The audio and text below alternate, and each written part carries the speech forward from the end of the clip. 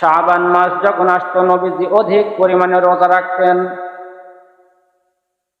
আম্মা জান আয়েশা রাদিয়াল্লাহু তাআলা আনহা বলেন, ইয়া রাসূলুল্লাহ, আপনি এত পরিমাণে রোজা রাখেন কেন?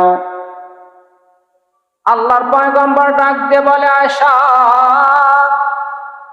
এই শাবান মাস এমন একটা মাস, এই শাবান মাসে আল্লাহ রাব্বুল আলামিন সমস্ত মানুষের সারা বছরের মৃতদের তালিকা মালাকুল মউতের কাছে জমা দেওয়া হয়। শাবান মাসে সমস্ত মানুষের, এই বছরে যারা মৃত্যুবরণ করবে, এক বছরে যারা মৃত্যুবরণ করবে, তাদের মৃত ব্যক্তিদের তালিকা মালাকুল মউতের কাছে জমা দেওয়া হয়। আমি মুহাম্মদ চাই, আমি রোজা রাখা অবস্থায় আমার মৃত্যুর তালিকাটা মালাকুল মউতের কাছে যা। আমি চাই যে রোজা রাখা অবস্থায় এই মাসে যেহেতু সারা বছরের মৃত ব্যক্তিদের তালিকা দেওয়া হয়, আমি চাই যে এই রোজা অবস্থায় আমার তালিকাটা দেওয়া হোক। মৃত্যুকে নিয়ে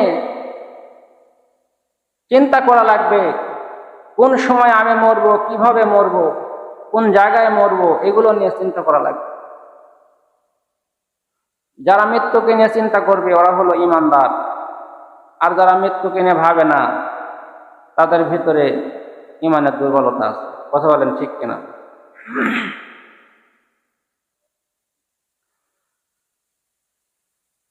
মক্কার একজন খলিফা ছিলেন, খলিফা সুলাইমান। তিনি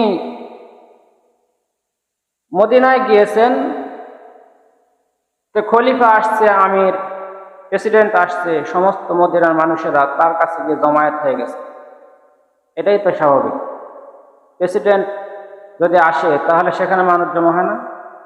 সবাই চলে আসছে। তো খলিফা বললেন যে, এখানে আসে নাই এমন কেউ আছে?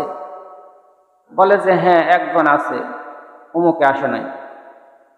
বলে, তাকে ডাকো, লোক পাঠাইছে। তো এখন যেহেতু প্রেসিডেন্ট লোক পাঠাইছে, এখন তার না এসে উপায় নেই।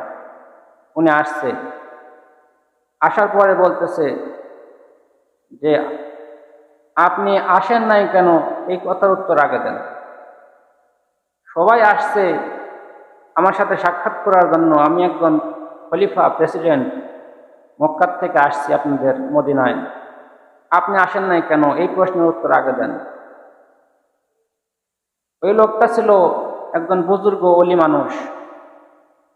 উনি বলতেছে, ইয়া আমিরাল মুমিনিন,